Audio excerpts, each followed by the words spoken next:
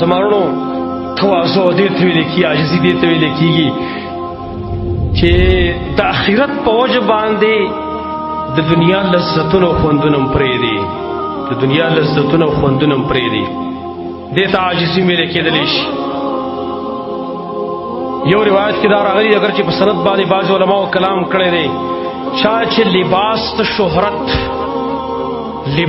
شهرت پرې خودو چې ناغوندم دا لباس ناغوندم، الله رب العالمین په ورځ د قیامت باندې وتا د جنت جوړې واغوندي. نن زمونږ نوجوان نسل د لباس شهرت ډیر شوقیان، په ګیره کې د ډیزاین جوړولو ډیر شوقیان، دې لپاره چې خلک موږ ته وګوري، خلک زموږ صفت وکړي. دا غریب د دې نه خبر نه دی چې دا خو زه خپل ځان تباه کوم په دې شهرت باندې. زمارونو حرام شی پرېښودل د الله رب العالمین د یېرې د وجې نه دام تواضع ده. عمر ابن عبدالعزیز رحمت الله تعالی علیه، آخري خبر عرض کوم. عمر ابن عبدالعزیز رحمت الله تعالی علیه دا په تاریخ کې راځي،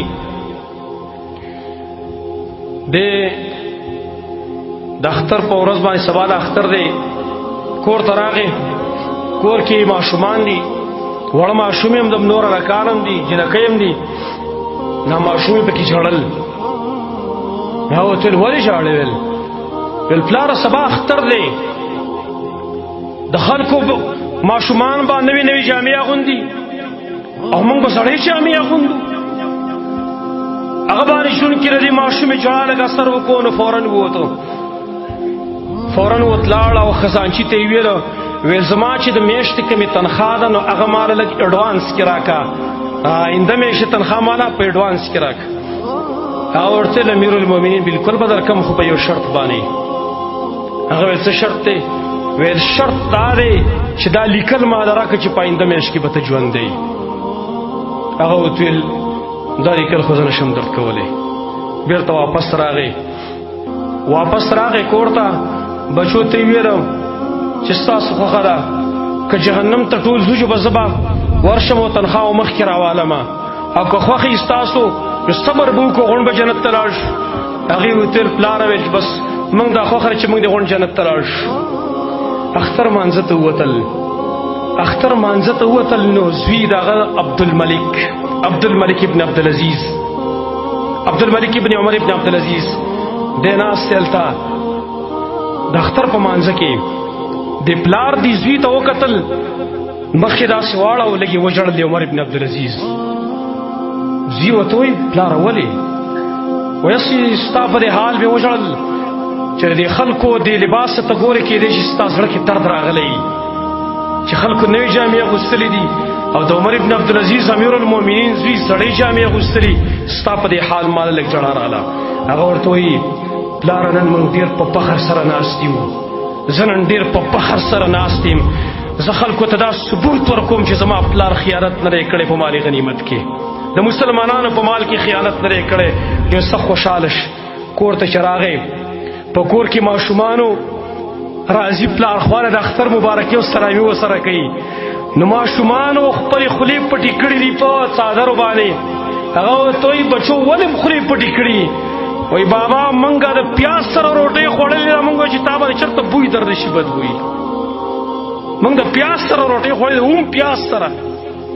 سبحان الله د امیر المؤمنین عمر ابن عبدالعزیز په کور کې د اختر په ورځ خوراک نه میلاویږي، هغه خپلو بچو باندې هم پیاز خوري. دې ته عاجزي ویله کېږي. زما وروڼو موږ د تکبر په سیلاب کې لاړ غرق شو، موږ خو په بدن باندې په کپړه باندې دوړ هم نه پرېږدو، موږ خو انسان ته د انسان په نظر باندې هم نه ګورو، موږ خو پلار او مور ته هم د مور او پلار په نظر باندې نه ګورو، مشر ته د مشر په نظر باندې نه ګورو. مشران چې وګوري ځان لره تکبر نه ډک دي.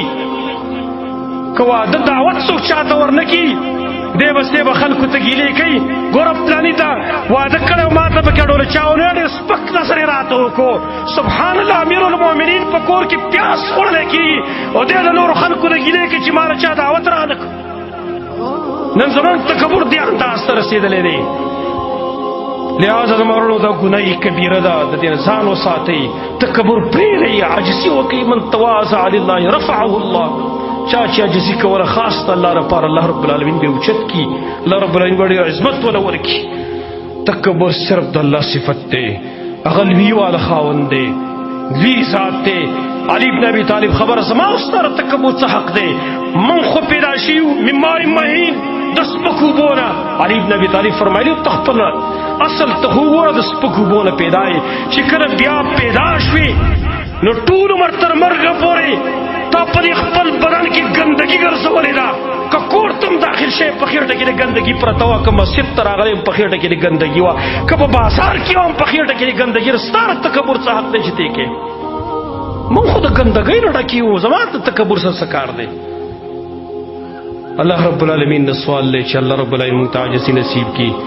الله رب العالمین دې زموږ نه راضي شي. اقول قولي هذا واستغفر الله لي ولكم ولسائر المسلمين.